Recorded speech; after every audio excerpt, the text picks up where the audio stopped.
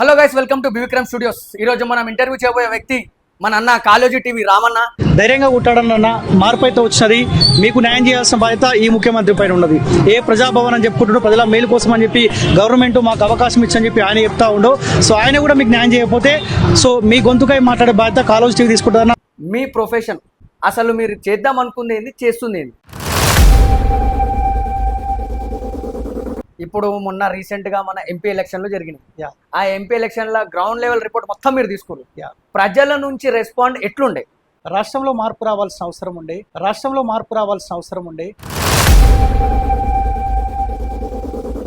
మార్పు రాకపోతే ప్రజల బతుకులు ఆగమైతాయి. మేము బతికే అవకాశం ఉండదు కేసీఆర్ ఇంకోసారి అధికారంలోకి వస్తే అయితే మూడోసారి కూడా బీఆర్ఎస్ పార్టీయే వస్తుంది అనుకున్నారు. జనాల నమ్మకం కూడా అదే ఉండే. సడన్ గా కాంగ్రెస్ పార్టీ వచ్చేసింది. ఇప్పుడు ప్రజలు ఏందనంటే కింద మీద అయిపోతారు. అప్పుడేమో బీఆర్ఎస్ ప్రభుత్వం ఎప్పుడైతే అధికారంలో ఉండేనో కరెంట్ ఉంటుండే, వాటర్ ఫెసిలిటీ మంచిగా ఉంటుండే. ఇప్పుడు ఏది వస్తలేదు అని చెప్పి జనాలు ఫస్ట్ ఆఫ్ ఆల్ దీని గురించి ఇబ్బంది పడుతుంది రైతులు. 100%. అవునా? 100%. కాంగ్రెస్ పార్టీ బట్టలు చెంపుకొని పోరాటం చేస్తాను, లేకపోతే కాంగ్రెస్ పార్టీ అభ్యర్థులు చూసే ప్రజలు ఎక్కడ కూడా ఓటేయలే. శివ ఏంటంటే కేసీఆర్ పోవాలి ఊహించినమా శివ? ఒక్కొక్కరు 50,000 60,000 మెజార్టీ అంటే నిజంగా వాళ్ళు ఏడ పోరాటం చేస్తారు? అంటే కేసీఆర్ మీద ఉన్న కోపం కాంగ్రెస్ పార్టీ ఓటేసారు సింపుల్ గా అంతే.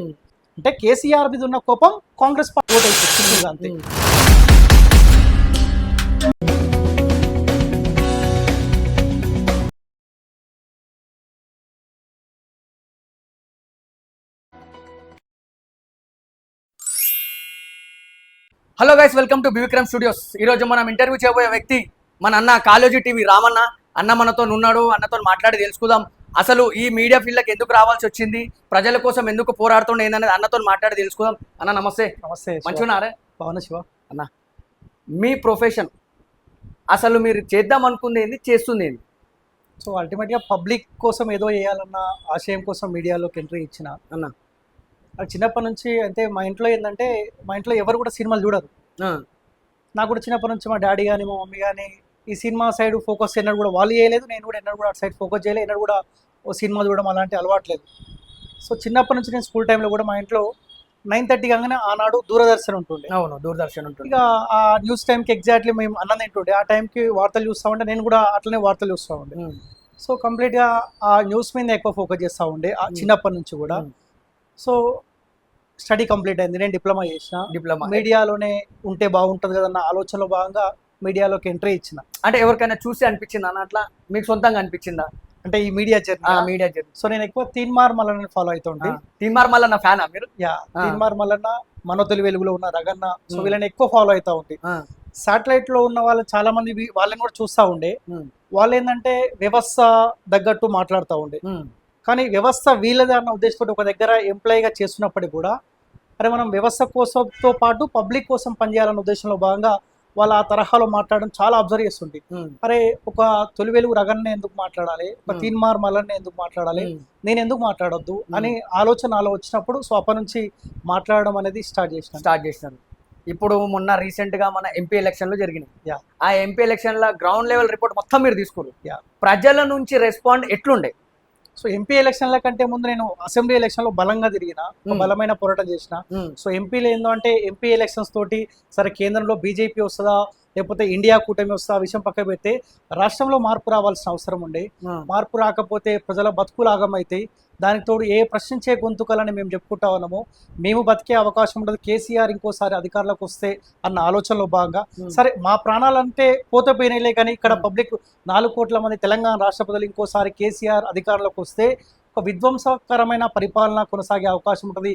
ఏ పేదోడు కూడా స్వతహాగా బతికే అవకాశం ఉండదన్న ఉద్దేశంతో అసెంబ్లీ నుంచి మా పోరాటం స్టార్ట్ చేసాం. సో అంతకుముందు కొంత పోరాటం చేసినప్పటికీ కూడా అసెంబ్లీ ఎలక్షన్లో మీరు కూడా చూడొచ్చు, మార్పు వచ్చిన తర్వాత ఒక ఫోటో వైరల్ అయింది. అందులో కూడా నా ఫోటో ఉంది, నాతో పాటు మా మిత్రులు చాలా మంది ఫోటోస్ ఉన్నాయి.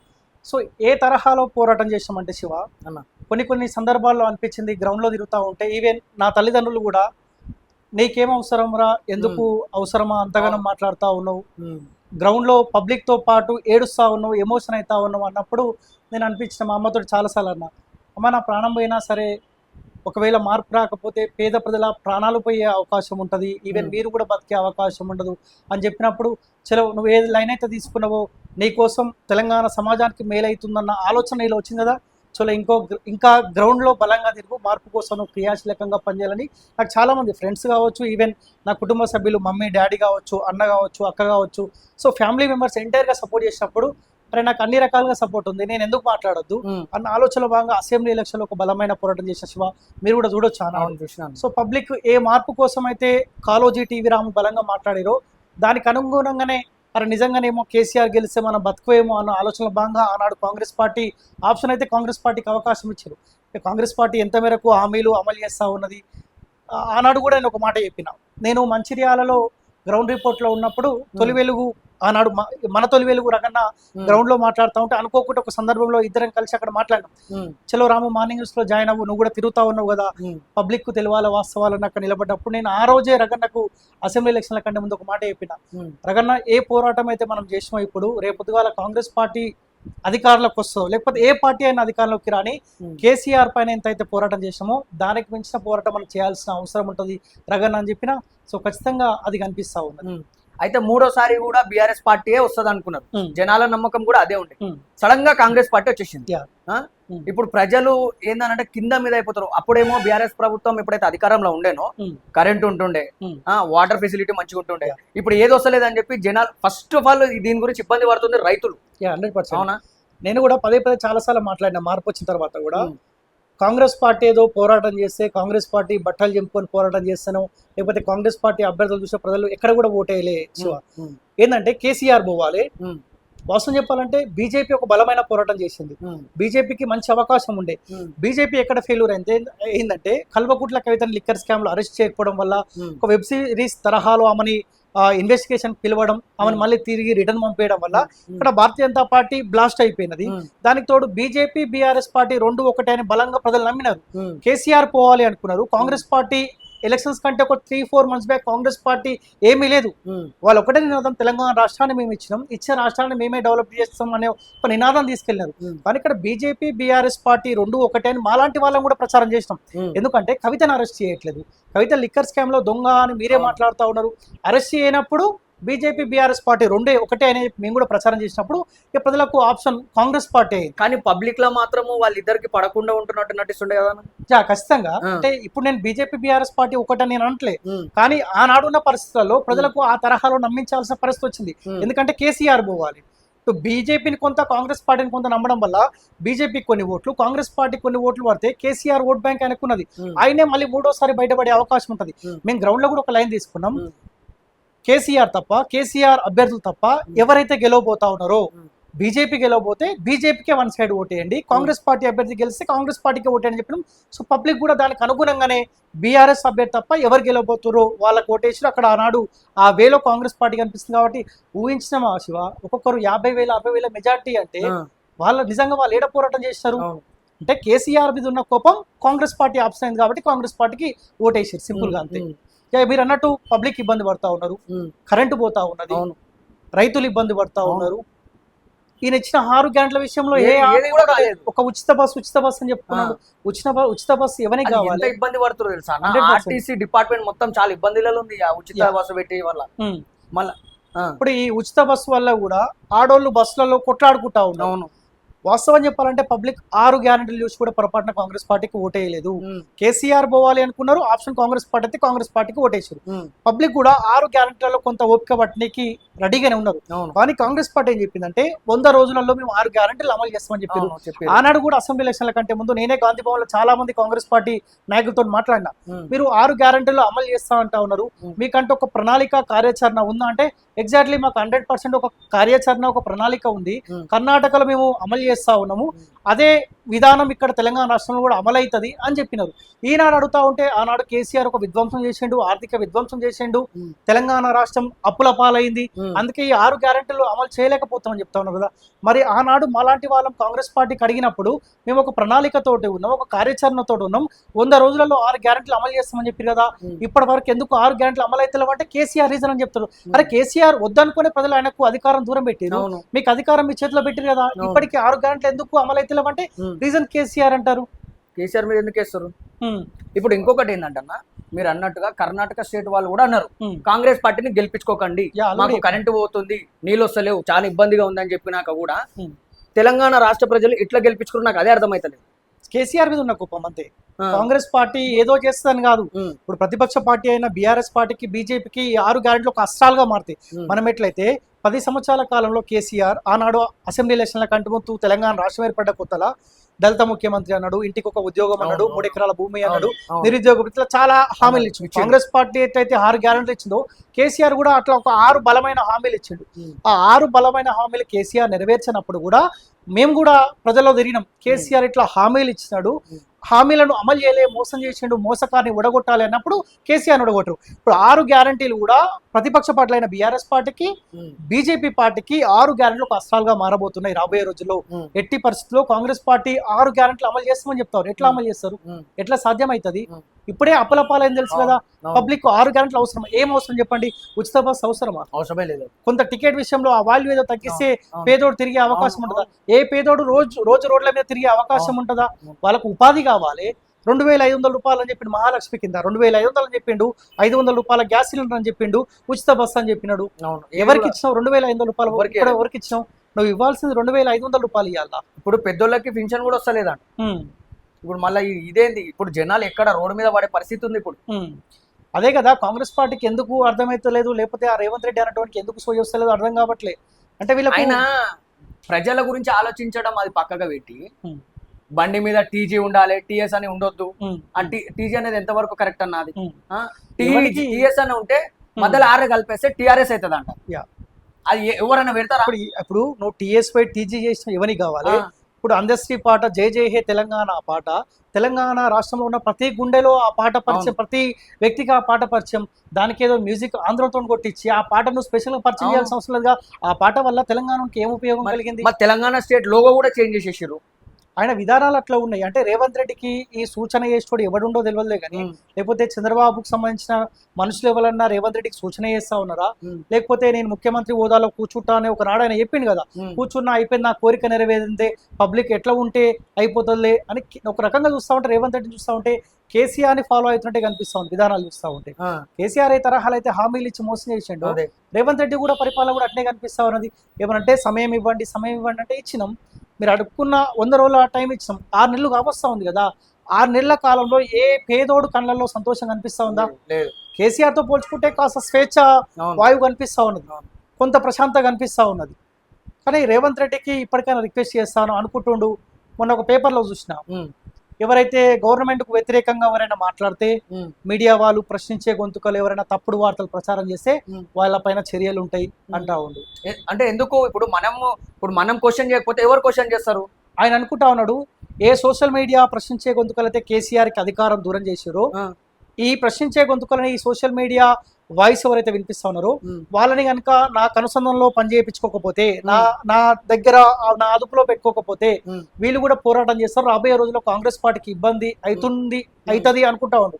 కానీ ఒక మాట రాష్ట్ర ముఖ్యమంత్రికి రేవంత్ రెడ్డి కావచ్చు, లేకపోతే కాంగ్రెస్ పార్టీ నాయకులకు చెప్తా ఉన్నాం, మేము కొట్లాడితేనే అధికారం వచ్చింది అని ఎవరైతే అనుకుంటా ఉన్నారో, ప్రజలు మా ముఖాలు చూసి మేము ఒక బలమైన అంశాన్ని ప్రజల్లోకి తీసుకెళ్ళినప్పుడు కాంగ్రెస్ పార్టీకి అవకాశం ఇస్తుంది. కాబట్టి బలమైన పోరాటం చేయాల్సిన బాధ్యత మా అందరిపైన ఉంది. ఖచ్చితంగా ఏ నమ్మకం అయితే ప్రజలు మా పైన పెట్టుకురో ఖచ్చితంగా కొంత సమయం తీసుకుంటాం, అటు ఇటు అంతే. ఖచ్చితంగా కొంత ఓపిక పడుతుంది. ఎందుకంటే వాస్తవమే కేసీఆర్ ఇబ్బంది పెట్టిండు, విధ్వంసం చేసిండు, కొంత ప్రజలకు తెలుసు కాబట్టి. అయినా సరే ప్రజలకు ఇబ్బంది పెట్టే కార్యక్రమాలు కాంగ్రెస్ పార్టీ చేస్తే ఖచ్చితంగా మళ్ళా అదే మైకు, అదే కెమెరామ్యాన్, అదే వ్యవస్థ తీసుకొని పోయి ప్రతి గ్రామాన తిరుగుతాం. ఇప్పుడు మీరు అనుకుంటుండొచ్చు అసెంబ్లీ అయిపోయింది, ఎమ్మెల్యే అయిపోయింది, జిహెచ్ఎంసీ ఎలక్షన్స్ ఉంటాయి, జీడబ్ల్యూఎంసీ ఉంటాయి, స్థానిక సంస్థల ఎలక్షన్స్ ఉంటాయి. ఇక్కడ ఖచ్చితంగా కాంగ్రెస్ పార్టీకి బుద్ధి చెప్పే రకం ఖచ్చితంగా ఏ గొంతుకలు అయితే తిరిగినామో మళ్ళీ అదే గొంతుకలు ఖచ్చితంగా తిరుగుతాయి. శివ, ఇంకోటన్నా, మొన్న మీరు గ్రౌండ్ లెవెల్ రిపోర్ట్ తీసుకుంటున్నప్పుడు మీ కొన్ని వీడియోస్ నేను చూస్తున్నా, ప్రజలు కూడా మళ్ళీ కేసీఆర్ వస్తే బాగుంటది అన్నారు. అవునా?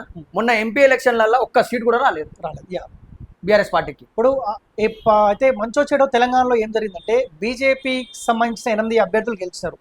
8 అభ్యర్థులను చూసి ప్రజలు బీజేపీకి ఓటేయలేదు. తెలంగాణ రాష్ట్రంలో ఎక్కువ వేమేమని వచ్చిందంటే, కేసీఆర్ పోతేనే మన బతుకులు బాగుపడతాయి అని ఏ నినాదం అయితే అసెంబ్లీ ఎలక్షన్లో కనిపించిందో, మొన్న జరిగిన ఎంపీ ఎలక్షన్లో మంచో చెడో మూడోసారి మోదీ ఉండాల్సిందే, అవును. మోదీ ఉంటేనే దేశ భద్రత అవును. దేశ రక్షణ అవును. ఉండే అవకాశం ఉందని చెప్పి తెలంగాణ రాష్ట్ర ప్రజలు బలంగా నమ్మినారు. అవును. అందుకే బీఆర్ఎస్ పార్టీ గురించి అయిపోయింది. బీఆర్ఎస్ పార్టీ ఎంపీ అభ్యర్థి గెలిచినా కానీ మనకి ఏం మేలు జరిగే అవకాశం ఉండదు. మంచో చెడో అధికార పార్టీ సంబంధించిన కొంతమంది ఎంపీ అభ్యర్థులకు గెలిపించుకుందాం, సెంట్రల్లో దేశంలో మోదీ ఉండాలి కాబట్టి బీజేపీకి సంబంధించిన అభ్యర్థులు కూడా ఓటేద్దామన్న ఆలోచనలో భాగంగానే బీజేపీకి ఓటేశారు, ఇక్కడ కాంగ్రెస్ పార్టీ కూడా. సో కాంగ్రెస్ పార్టీ అనుకుంటా ఉంది బీఆర్ఎస్ పార్టీ బీజేపీ రెండు పార్టీలు కలిసి పోటీ చేసినాయి, రెండు పార్టీలకు కలిసి 8 సీట్లు వచ్చాయి అనుకుంటలే. కానీ బీఆర్ఎస్ పార్టీ గురించి పబ్లిక్ ఆలోచించలే. బీఆర్ఎస్ పార్టీ ఓట్ బ్యాంక్ మొత్తం బీజేపీకి టర్న్ అయిపోయింది. ఇక్కడ అధికార పార్టీకి 8 సీట్లు ఇచ్చారంటే ఇక్కడ అధికార పార్టీ ఫెయిల్యూర్ అయినట్టే. బీజేపీకి సమాంతరంగా ఎప్పుడైతే మీరు సీట్లు గెలుచుకున్నారో మీరు ఫెయిల్యూర్ అయినట్టే కదా. వీళ్ళు అనుకుంటారు 2 పార్టీలు కలిసి పోటీ చేసి కాబట్టి వాళ్ళకి 8 వచ్చినాయి, సింగిల్ పార్టీ పోటీ చేస్తే మాకు 8 వచ్చినాయి, మీరు సంతోషపడతారు. కాంగ్రెస్ పార్టీ ఫెయిల్యూర్ వల్లనే రేవంత్ రెడ్డి చెప్పిండు 14 సీట్లలో మేము గెలబోతాం, లేకపోతే దీన్ని రెఫరెండంగా తీసుకుంటాం అని చెప్పిండు. ఏంది రెఫరెండం ఎటుపాయ? 8 సీట్లలో నువ్వు గెలిచినట్టు నువ్వు ఫెయిల్యూర్ అయినట్టే కదా. సో ఖచ్చితంగా కాంగ్రెస్ పార్టీ ఫెయిల్యూర్ వల్లనే బీజేపీకి 8 సీట్లు వచ్చినాయి, ఇక్కడ కాంగ్రెస్ పార్టీకి 8 సీట్లు వచ్చినాయి, ఎంఐఎంకి 1 సీట్ వచ్చింది. కాంగ్రెస్ పార్టీ ఇదే విధానాలు కనుక ఇదే ప్రజలకు ఇబ్బందికరంగా కేసీఆర్ ని ఫాలో అవుతున్నట్టు పోయిందనుకో రాబోయే స్థానిక సంస్థల ఎలక్షన్ లో కూడా మళ్ళీ బీజేపీకి సంబంధించిన వాళ్ళే గెలిచే అవకాశం ఖచ్చితంగా ఉంటుంది. శివ, ఇంకొకటి అన్న, ఇప్పుడు ఎంపీ సీట్లు కూడా రాలేదు బీఆర్ఎస్ పార్టీకి. ఇప్పుడు బీఆర్ఎస్ పార్టీ పరిస్థితి ఏంది? అయిపోయింది, ఇంకా రాదిగా, నో వే. ఇక బీఆర్ఎస్ పార్టీకి no option. Public Congress party కొంత ఇబ్బందికర పరిస్థితులు పెడతా ఉంటే ప్రజలు అనుకున్నారు అరే కేసీఆర్ ఉంటా అయిపోతే చర్చ జరిగింది. నేను ఏమన్నా బయటకు వెళ్తే కూడా సారే కావాలంటున్నది సాంగ్ ఉందా, నేను ఆ పాట పెట్టుకుంటా. ఎందుకు పెట్టుకుంటా అంటే పబ్లిక్ ఇబ్బంది పడతా ఉన్నారు. నాకు కూడా కొన్నిసార్లు ఆలోచన వచ్చింది, అరే కేసీఆర్ ఉంటా అయిపోతుండే కదా, మంచో చెడో మన కేసీఆర్ తో కొట్లాడుతుంటాం కదా, అరే ఈ రేవంత్ రెడ్డితో మళ్ళీ కొట్లాడాలా, కొట్లాడనీకేనా మన మార్పు కోసం భాగస్వామ్యం అన్న ఆలోచన నాకు కూడా వచ్చింది. కానీ కేసీఆర్ కావచ్చు ఈ కల్వకుట్ల కుటుంబానికి అవకాశం లేదు. ఎందుకంటే కేటీఆర్ అన్నటువంటి అధికారం పోయినా కానీ ఇప్పటికీ అహంకారం పోతలేదు. కొంత అహంకారం తగ్గించుకుంటే తప్పైంది ప్రజలారా. ఏ 10 సంవత్సరాల కాలం పాటు అయితే మా నాన్నకు 2 సార్లు మీరు అవకాశం ఇచ్చారో, నాకు అవకాశం ఇచ్చారో, నా కుటుంబానికి రాజకీయంగా అవకాశం ఇచ్చారో, కొన్ని చేయలేకపోయినాం, తప్పైంది. కానీ కాంగ్రెస్ పార్టీ పైన బలమైన పోరాటం చేయాల్సిన బాధ్యత మా పైన ఉందని చెప్పి కేటీఆర్ కొంత అహంకారం తగ్గించుకొని మాట్లాడితే ప్రజలు దగ్గర అయ్యే అవకాశం ఉంటుంది. మన జరిగిన ఎమ్మెల్సీ ఎలక్షన్ లో కూడా రాకేష్ రెడ్డి గెలవాలి. అక్కడ బీఆర్ఎస్ పార్టీ బలపరిచిన ప్రతి రాకేష్ రెడ్డి గెలవాలి. ఈయన మాట్లాడిన అహంకార మాటల వల్ల అక్కడ తీన్మార్ మల్లన్న గెలిచిండు. మీకు తెలుసు తీన్మార్ మల్లన్న పైన ఏ తరహాలు అయితే పబ్లిక్ రిసీవ్ చేసుకోరో అదే తరహాలో పబ్లిక్ ఆయన్ని వద్దనుకున్నారు. ఆ వద్దనుకున్న క్రమంలో ఒక ప్రశ్నించే గొంతుగా మనకు ఆల్టర్నేట్ రాకేష్ రెడ్డి ఉండని చెప్పి ప్రజలు డిసైడ్ అయినారు. కానీ ఈ కేటీఆర్ అనేటోడు అహంకారపు మాటల వల్ల బిట్స్ పిలాని పల్లి బఠాని అని చెప్పి ఇట్లా కించపరిచే మాటలు మాట్లాడడం వల్ల అక్కడ రాకేష్ రెడ్డి ఓడిపోయాడు. వ్యక్తిగతంగా అక్కడ రాకేష్ రెడ్డి ఏనుగులు రాకేష్ రెడ్డి గెలిచాడు. కానీ అక్కడ తీన్మార్ మల్లన్న గెలిచాడు. తీన్మార్ మల్లన్న గెలుపు కారణం కేటీఆర్ అక్కడ. కానీ ఇంకా ఈ కేటీఆర్ ఏదో మనసు మార్చుకొని ప్రేమ ప్రజల పైన చూపిస్తాడు ఏమనుకుంటే కేటీఆర్ అంటోనికి మనసు మారదు. ఎందుకంటే ఆయన అమెరికాలో ఎక్కడో బాత్రూమ్లో అడిగినోడు ఇక్కడికి వచ్చి ఏదో వాళ్ళ నాన్న పేరుతోటి రాజకీయ లబ్ధి పొందింది కాబట్టి ప్రజల బాధ లేదో తెలిసి అని నేను అనుకోను. కానీ బీఆర్ఎస్ పార్టీ గురించి ఎంత తక్కువ మాట్లాడుకుంటే అంత మంచిది. మనం మాట్లాడుకోవాల్సింది భారతీయ జనతా పార్టీ గురించి మాట్లాడుకోవాలి. ఎందుకంటే 8 మందికి వాళ్ళకి అవకాశం ఇచ్చారు, దేశంలో 3వ సారి వాళ్ళకి అవకాశం ఇచ్చారు. ఇప్పుడు మీ బీఆర్ఎస్ పార్టీ గురించి తక్కువ మాట్లాడితే మంచిది అన్నారు కదా, ఒక్క మాటతో దీన్ని క్లోజ్ చేద్దాం. ఏంటంటే మన ఆర్ఎస్ ప్రవీణ్ కుమార్ సార్ ఉన్నాడు, సార్ని కేసీఆర్ అవమానించినప్పుడు ఏదో సంథింగ్ ఏదో జరిగిందని చెప్పి రూమర్స్ ఏవో టాక్ తెలియదు వచ్చింది బయటికి.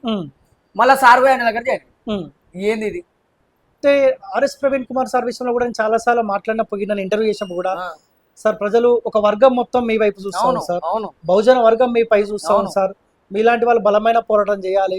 ప్రజలు అడుగుతా ఉన్నారు కేసీఆర్ కి ఓటేయం, బీఆర్ఎస్ పార్టీకి ఓటేయం, ఎవరికి ఓటేయాలని మాకు అడిగినప్పుడు మేము కూడా సమాధానం చెప్పుకోలేకపోతున్నాం. బలమైన పోరాటం చేయాలంటే యారాము ఖచ్చితంగా బహుజన వర్గాలు మొత్తం మన వైపు చూస్తా ఉన్నాయి.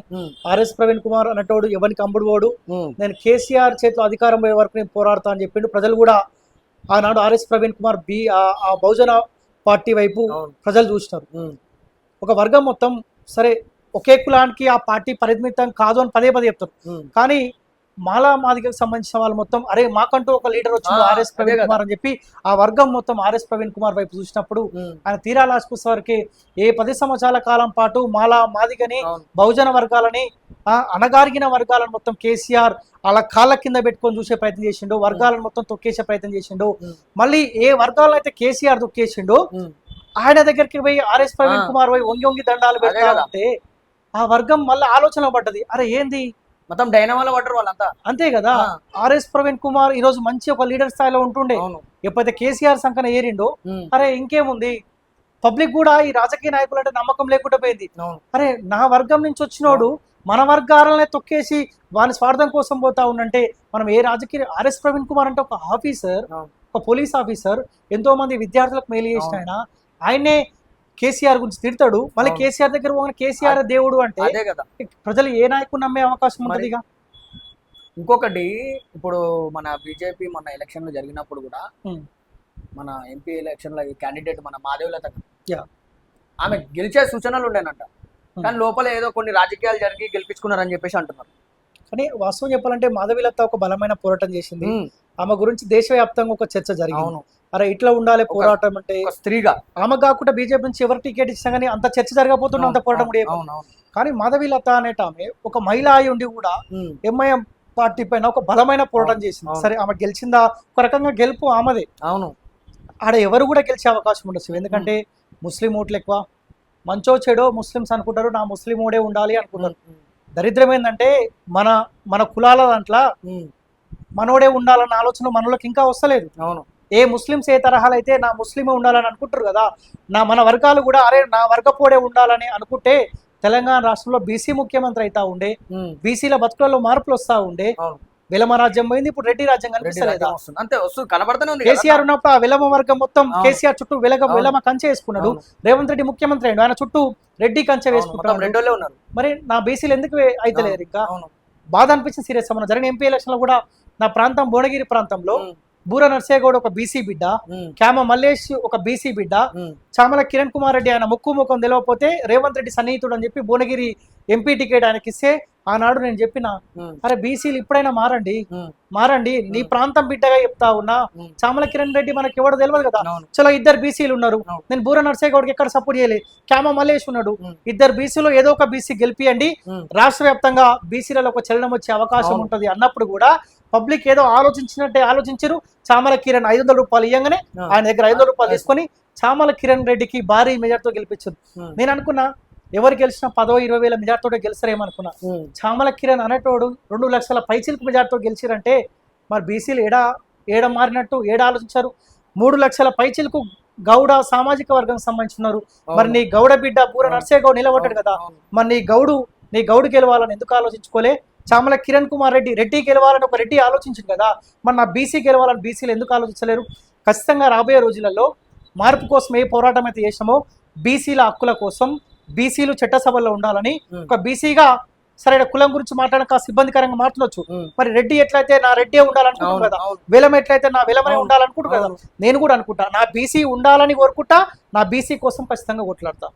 కానీ ప్రజలు కూడా ఏందనంటే ఓటేసేటప్పుడు డబ్బుకి ఆశ చూడకుండా ఓటేస్తే ఎవరు గెలవాలి, మనకి ఎవరు మంచి చేస్తారని చూసి ఓటేస్తే బాగుంటది. పబ్లిక్ కూడా సరే మొన్న కేసీఆర్ కూడా పైసా ఇవ్వకనే ఓడిపోయినా అంటే కాదు, పైసా ఇచ్చిండు, ఓటుకు 6,000 రూపాయలు ఇచ్చిండు, కొన్ని చోట్ల 10,000 రూపాయలు ఇచ్చిండు. కానీ తెలంగాణ రాష్ట్ర ప్రజలు చాలా తెలివి కల్లోలు, సందర్భాన్ని బట్టి తీర్పిస్తారు. ఆ తీర్పు ఎట్లిస్తాడు అంటే ఆపోజిట్ పర్సన్ మళ్ళీ కోలుకోలేడు.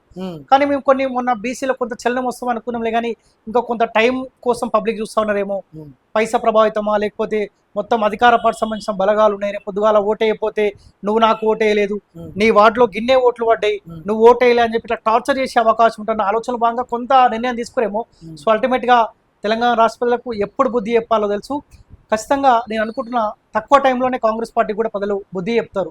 నేనేమంటా ఉన్నా, ప్రధాన ప్రతిపక్ష పార్టీగా బీఆర్ఎస్ పార్టీ ఉంది కాబట్టి మాలాంటి వాళ్ళని కలుపుకోండి. ఇప్పటికైనా కేటీఆర్ అంటూ కూడా అదే చెప్తా ఉన్నా, కేటీఆర్ మంచో చెడో మీరు తప్పు చేసింది కాదంటలేదు. ఇప్పటికైనా ఏ మార్పు కోసం అయితే మాలాంటి ప్రశ్నించే గొంతుకుల మేము కలిసి పనిచేసాం. ఇప్పుడు ఏదైనా 50 యూట్యూబ్ ఛానల్ క్రియేట్ చేసిండు, ఎవరు చూస్తాడు ఆ ఛానల్?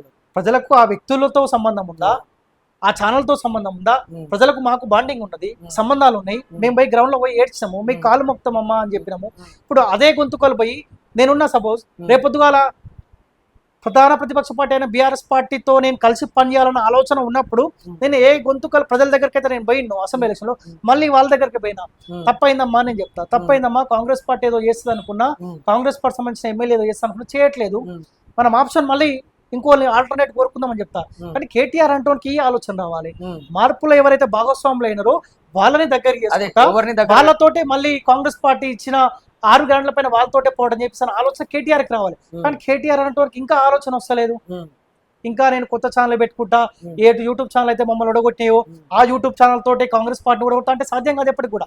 మేము మాట్లాడితే మళ్ళీ పబ్లిక్ నమ్మే అవకాశం ఉంటుంది, కానీ ఎవరో మాట్లాడితే నమ్మే అవకాశం అయితే లేదు. ఇప్పుడు ప్రజల కోసం మాట్లాడడానికి మీరు ముందుకు వస్తారన్న, మనలాంటి వాళ్ళు ఎంతో మంది ముందుకు వస్తారు. కానీ ఉల్టా కేసులు పడుతున్నాయి కదా మీదికే, ఎంతో లోపల తీసుకో ఇబ్బందులు పెట్టడము.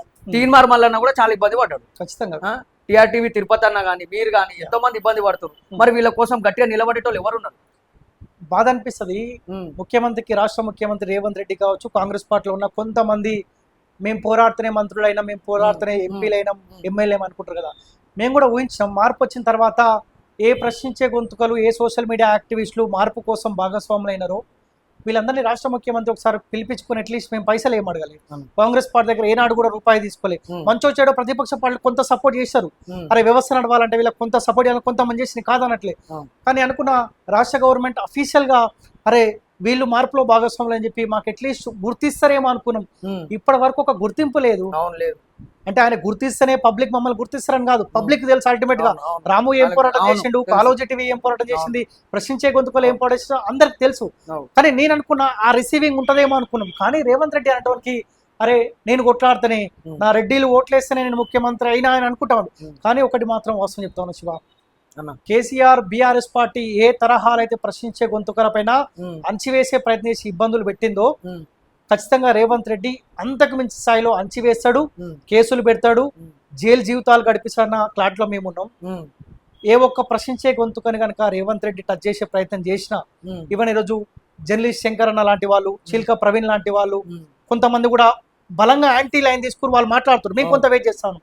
వాళ్ళపైన కూడా దాడులు చేసే ప్రయత్నం చేసి వాళ్ళపైన ఇబ్బందికర పరిస్థితులు చేసినప్పుడు కాలోజీ టీవీ రాము మాట్లాడు ఏ గొంతుకకు రేవంత్ రెడ్డి ప్రశ్నించే గొంతుకలకు ప్రజల పక్షాన ప్రశ్నించటోళ్ళ పైన ఏమైనా ఇబ్బందికర పరిస్థితులు క్రియేట్ చేసిందనుకో, సో ఖచ్చితంగా కేసీఆర్ పైన ఏ తరహాలు అయితే పోరాటం చేసినామో రేవంత్ రెడ్డి పైన, కాంగ్రెస్ ప్రభుత్వం పైన అంతకుమించిన పోరాటం ఖచ్చితంగా చేస్తాం.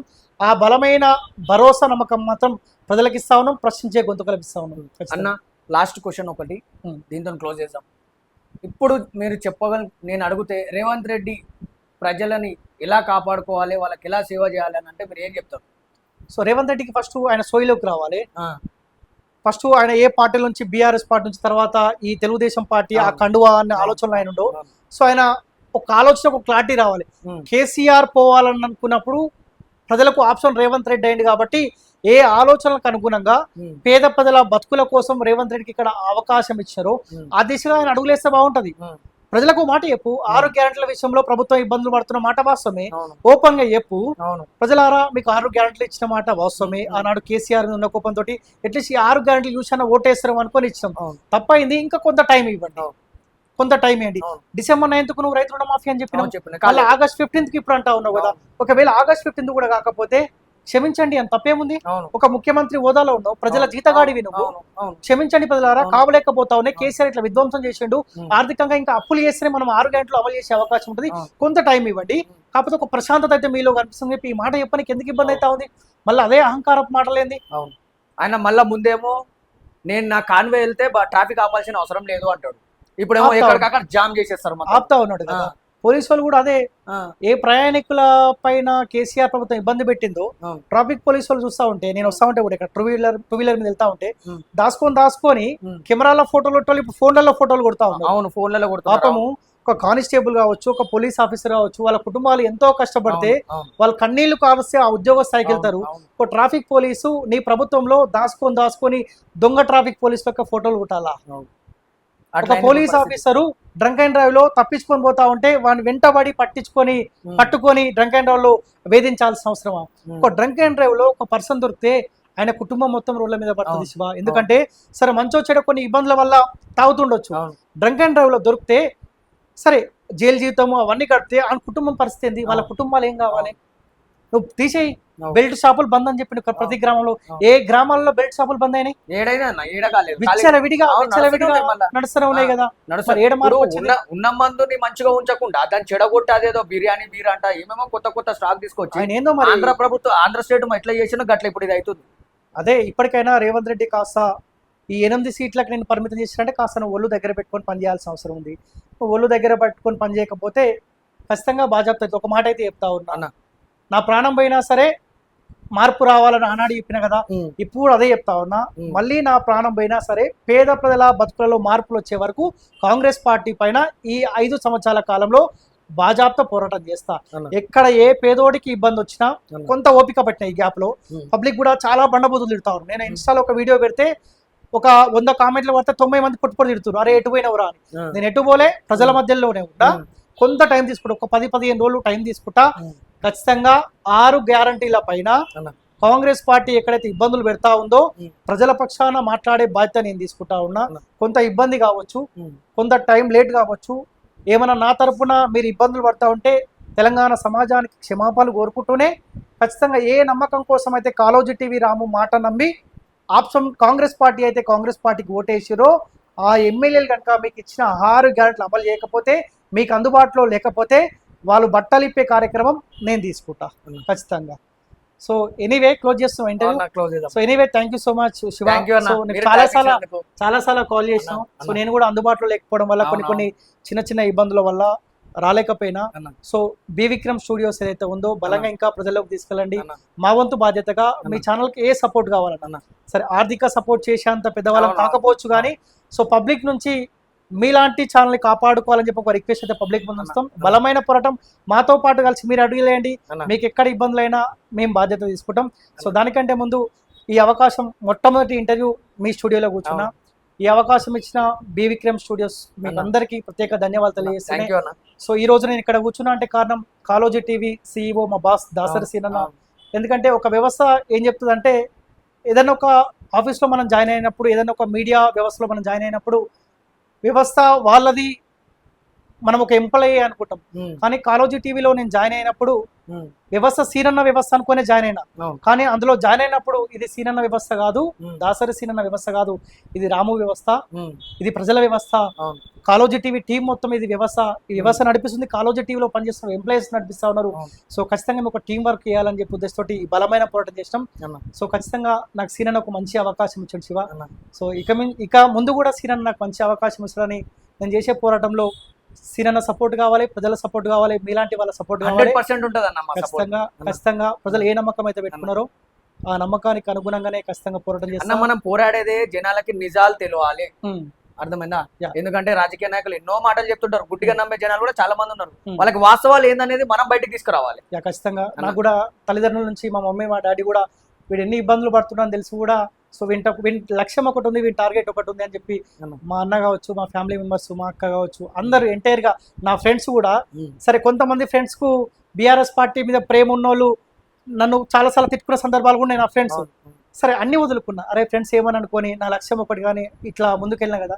సో ఇక్కడ అన్ని వర్గాలు సపోర్ట్ చేసినాయి, ఇక నుంచి కూడా అందరూ అట్నే సపోర్ట్ చేయాలని మనస్ఫూర్తిగా కోరుకుంటున్నా. బలమైన పోరాటం సో ఖచ్చితంగా చేస్తా. ప్రజలారా, కాళోజీ టీవీ రామకు, కాళోజీ టీవీ వ్యవస్థకు, బి విక్రమ్ స్టూడియోస్ కి, శివ కావచ్చు, ఎంటైర్ ఈ టీం మొత్తం మీ సపోర్ట్ అందరికి కావాలి. దయచేసి ఈ వీడియో అందరికి షేర్ చేయండి. దానికి తోడు బి విక్రమ్ స్టూడియోస్ ఏదైతే ఛానల్ ఉందో దాన్ని సబ్స్క్రైబ్ చేసుకోండి. ఈ వ్యవస్థలను మనం కాపాడుకుంటే ప్రజల్ని మనం కాపాడుకున్న వాళ్ళం అవుతాం. So anyway thank you so much. Thank you అన్న. Thank you.